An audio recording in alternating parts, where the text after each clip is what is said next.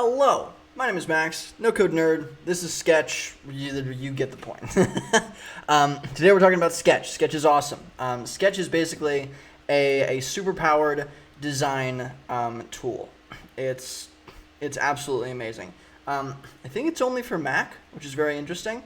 But it's like Figma. Think like Figma, or think like I think it's InVision, or think things like that, right? But this is absolutely amazing. I think it's just an in-browser thing, so it might not just be Apple. The stuff that you can make that I've seen people make with Sketch is incredible. I want to see if I can show kind of an example here. We have the Mac app, we have the web app.